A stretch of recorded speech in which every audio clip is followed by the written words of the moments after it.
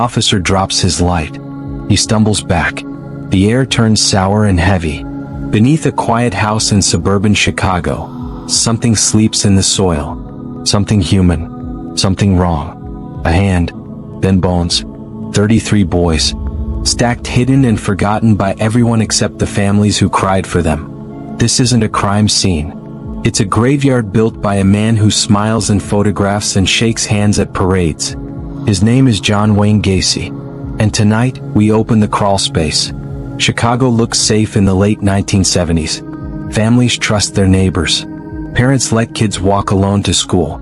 People leave doors unlocked. And in the middle of it stands a cheerful man with a round face and a louder laugh. He runs a construction business. He volunteers in politics. He dresses as a clown for sick children. He remembers birthdays. He hosts barbecue parties. He gives jobs to teenage boys trying to make some money. Everyone knows him. Everyone likes him. Everyone calls him Gacy.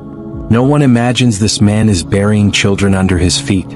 No one suspects he is hunting boys who have dreams, families, futures, and hope. The truth sleeps in the darkness of his house. And by the time the world wakes up, 33 families lose the people they love most. John Wayne Gacy appears harmless. He's friendly, polite, smiling in every photo. He runs PDM Contractors, a small company that gives jobs mostly to teenage boys. He tells parents their sons will learn skills. He pays cash. He talks about discipline and opportunity. Adults trust him. Kids think he's cool. But beneath that smile hides something twisted. Something rotting. Something is waiting for the dark. This clown makes balloon animals. He paints happy faces. He visits hospitals. But clowns wear masks. And masks hide monsters. The disappearances start quietly. One boy doesn't come home. Then another. And on some teens run away. Some leave troubled homes. Some trust strangers too easily. But many vanish in the same area. Near the same streets. Walking the same paths. Parents call the police. Officers shrug. It's the 70s, they say. Teenagers run away all the time. But mothers feel something deeper. Something colder. A truth tugging at the heart. Their sons are not runaways. Their sons are missing. And someone is taking them. Gacy's home becomes a trap. A place where kindness turns into cruelty. Where trust becomes a weapon. He offers rides. He offers drinks. He offers work. He offers safety. But safety dies the moment they walk inside. He locks the doors behind them. He uses handcuffs. He uses ropes. He uses fear. When it's over, he drags their bodies to the crawl space. He digs in the dirt like a man planting seeds. Except these seeds never grow. They only rot. He buries them one by one. Sometimes two at a time. Stacked, pressed together, erased from the world above. The house sinks literally. The ground inside shifts. Dips, sags. Neighbors complain about the smell. He blames clogged drains. Dead animals. Moisture in the soil. And the lies keep working. Because no one wants to imagine what is really happening beneath that floor. December 11, 1978. A 15-year-old boy named Robert Piest finishes his shift at a drugstore. He tells a coworker he's going to speak with a contractor about a job. He never comes back. His mother waits. Minutes turn to hours. Hours turn to panic. She calls the police. She tells them exactly what her son said. A man named Gacy offered him work. This time, the police listen. This time, they feel something wrong. This time, someone speaks John Wayne Gacy's name with suspicion. And that suspicion cracks open everything. Gacy allows officers inside. He laughs. He jokes. He pretends he's helpful. But his house tells the truth. A smell hits the officers. Thick, rotting, and unnatural. One cop whispers, "What is that?" Gacy shrugs. Drainage problems. But the stink feels alive. It clings to clothes. It follows them outside. Officers leave his house, but the smell stays in their noses for days. Something is buried in that soil. And soon, they're going to find it. Police gather evidence. Witnesses.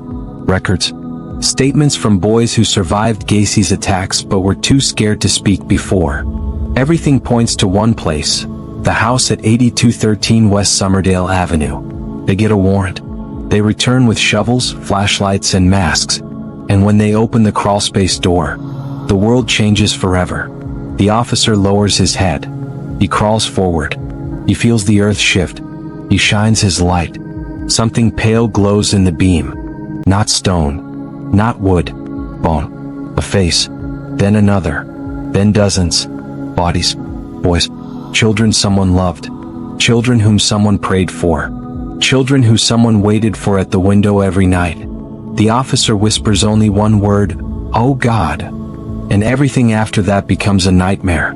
The bodies come out one by one, wrapped in plastic, layered like pages in a book no one should ever read. 33 victims. But that number doesn't capture the grief, the fear, the heartbreak. Each boy has a story, a family, a dream, a life stolen in silence. The victims range from 14 to 30. Some were homeless. Some were students. Some were workers. Some were just walking past Gacy's car. All of them deserved better. Mothers collapse in hallways. Fathers punch walls until their knuckles bleed. Siblings sit in shock, unable to breathe. Some families waited years. Some waited days. All waited in fear. And now they hear the truth. Their boys didn't run away. They didn't leave home. They didn't abandon anyone. They were taken and buried just a few miles away. Families drive past that house and realize their child was right there, under the ground, as they search the world for them. That pain never heals.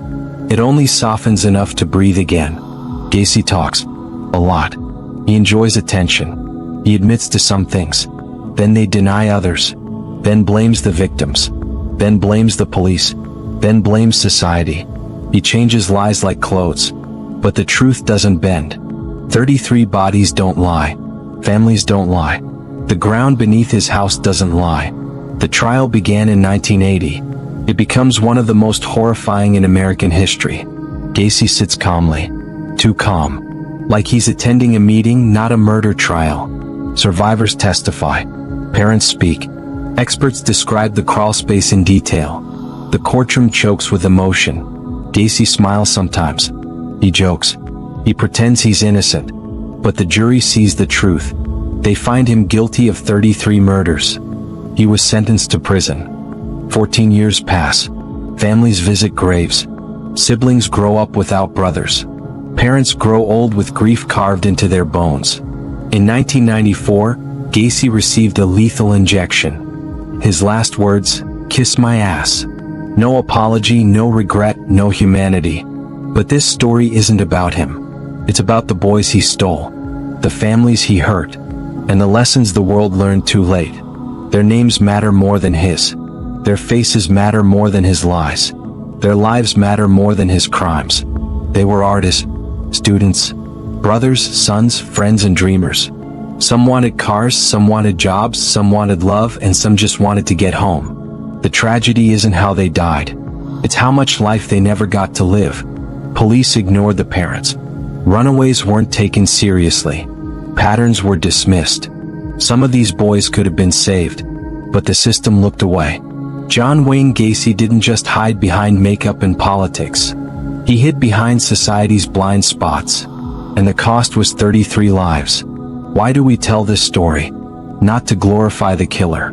Not to sensationalize horror. But to give voices to boys who lost theirs. To remind the world that evil can hide in plain sight. To honor families who loved fiercely and lost deeply. And to make sure no one ever looks away again. The crawlspace is empty now.